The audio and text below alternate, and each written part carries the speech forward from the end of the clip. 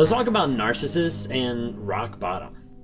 You see, regular life, when people are going through life and they get to a crisis, they get to a situation, sometimes it can be referred to as rock bottom. Now, it might be a CEO losing his entire company, or that company going bankrupt, or it could be a drunk who has a problem with alcohol and ends up running off the road and almost dying. Or you could have someone who's struggling with addictions for years, and all of a sudden they slowly start losing all of the people around them, all of their finances, their house, whatever it might be.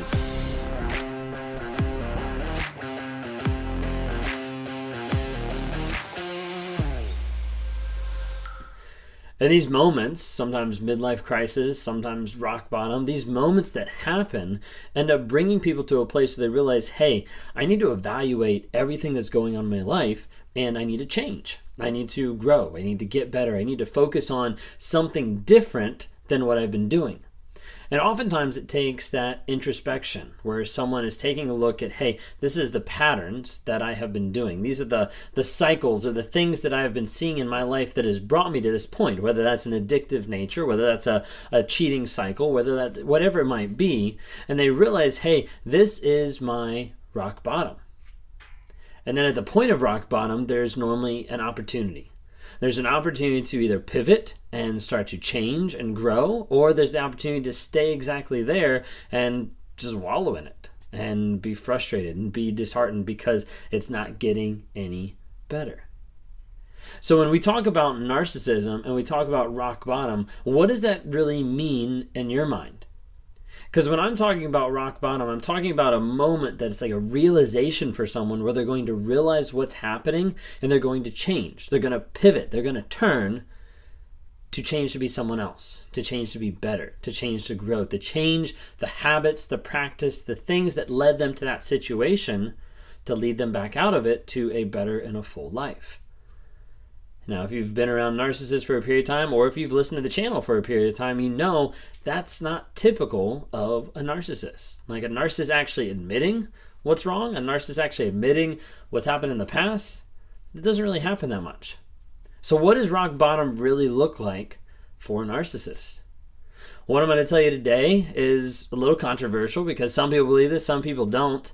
My personal opinion, from what I've seen in talking with narcissists and talking with people who've dealt and been in the narcissistic abusive relationships, is that a narcissist doesn't have a rock bottom.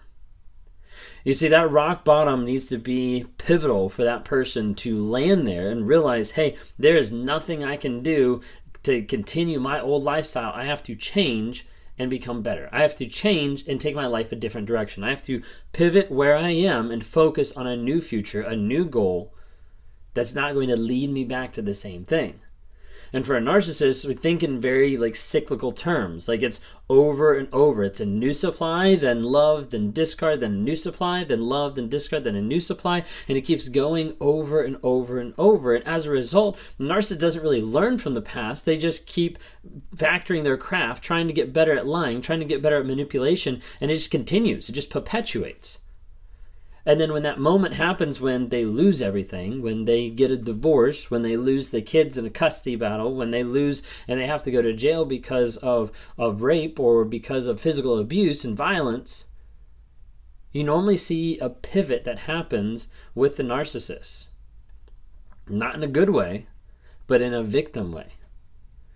You see what I said before? I don't think a narcissist has a rock bottom. I think a narcissist just changes to be the victim. See, in those moments, the narcissist will say whoa, this all happened to me. And without them acknowledging it, it happened because of them. It happened through their efforts or through their lack of efforts. And to acknowledge that, to admit hey, I caused this divorce. I caused me ruining this person's life. I caused this person being thrown in jail. I caused this person being thrown in the hospital. When a narcissist will come to that grips of actually seeing that, no. Have to change it. Have to twist the story. Have to manipulate what they see, what they hear, what you see, what you hear. Have to change the perception to whatever we need to do to get to the place where we are the victims. As a narcissist, I can't handle the truth, because the truth is going to reveal me. The truth is going to show with vulnerable and honesty of who I am. And when I reveal that, when I show, hey, I'm a liar, I'm a cheater, I'm an adulterer, I'm a person that has hurt and abused people. When I start to come to terms with that, when I start to open up, that has to be shut down as fast and as quick as possible and moved on. So when I get to the place where I lose my job, where I almost lose my house, where my wife leaves me, and I'm sitting there thinking like, hey, this is rock bottom, then the narrative starts to switch. And it starts to turn. Well, I wouldn't be in this situation if so-and-so didn't say something. I wouldn't be in this situation if my wife would respect me more. I wouldn't be in this situation if my boss had just kept quiet. Like, I wouldn't be in this, and the thoughts come time and time again because it's a lot easier to switch to becoming a victim than it is to be vulnerable. And a narcissist will try to do everything they can to protect their image, to control their statue, and to not be vulnerable. So as a narcissist, that's my goal when I get those feelings, is how can I hide from them? How can I put them down? How can I make sure that if I'm wrong in this situation, I have to twist it, manipulate it, whatever I have to do, so I can get to the place where I'm the victim, that all eyes are back on me, but it's okay, because now I have that supply of like, oh man, she just didn't love me right. Like, she treated me awful. Like, she didn't do this, or, the work was like really stupid. I worked with a lot of idiots. Like, the list goes on and on and on. But I don't think a lot of narcissists even have a rock bottom. Maybe you've been with a narcissist, or maybe you've been with an abuser, and you've seen this firsthand. You've seen them go through a crazy amount of shit, and you get to the place and you're like your lies don't even make sense anymore. Like, I see where you're going. I see who you're hanging out with. Like, why do you think you can keep pulling this past me? And it becomes ridiculous of sometimes when you get awareness of how foolish they're acting, how foolish they're coming across. Well, that's because at that moment, there's an aspect of almost rock bottom, so it has to change. Well, I'm the victim here. Like, I have to lie because I'm worried that you're going to get upset. Like, I have to lie because you would go through my phone and I didn't want you to see that or get hurt. Like, I have to lie to be able to protect, and it goes on and on and on. But the point is, a narcissist will get to the place that most people would term as rock bottom, and most people would want to change, but that doesn't happen with the narcissist, now does it? If this has been a situation that you've dealt with, please leave a message in the comments.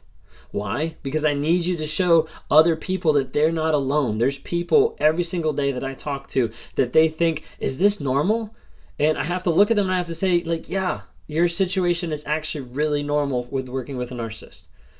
I have to look at someone and say, like, hey, this is not out of the norm for a narcissistic abusive relationship. Like, this happens daily, hourly.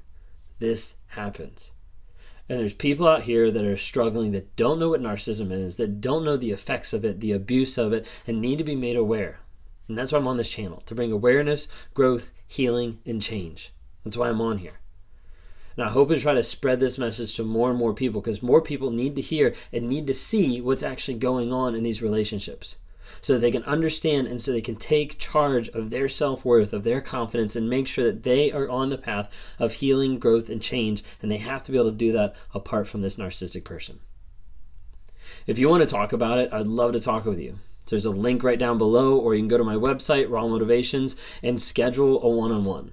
And we sit down and we kind of talk through where you're at now, where you want to go. If you're out of the relationship, where your head is. Like, is it still getting drawn back to that narcissist? Is it still getting in a trauma bond where you want to be with your abuser? You want to go back to that person that you know is toxic for you, but you're not sure how to break out of it. Click the link below and let's grab a time to talk.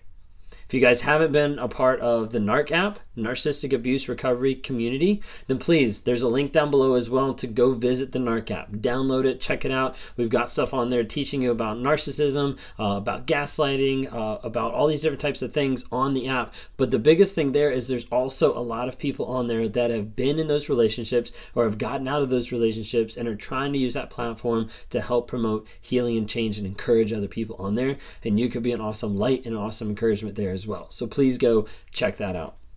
So, want to also announce this is brand new, and it's on my Beacons link. So, my Beacons at rawmotivations.com. And so, if you go to there, you can actually see that my wife has started opening up the possibility of being able to meet with people. So she has been through a whole lot of trauma, a whole lot of abuse, and is at the point where she's like, hey, my healing journey, I want to try to help other people to heal. She's not going to come in there and say, like, hey, you need to stay with your narcissist or you need to stay with your abuser. She'll just tell you, like, no, you need to leave. But she'll try to help you focus on how can you work through healing and how can you continue to focus on you to make you a priority. Thanks so much for watching. Please subscribe to this or follow us on TikTok, Instagram, or Facebook. Listen on the podcast, either Apple Podcasts or Spotify.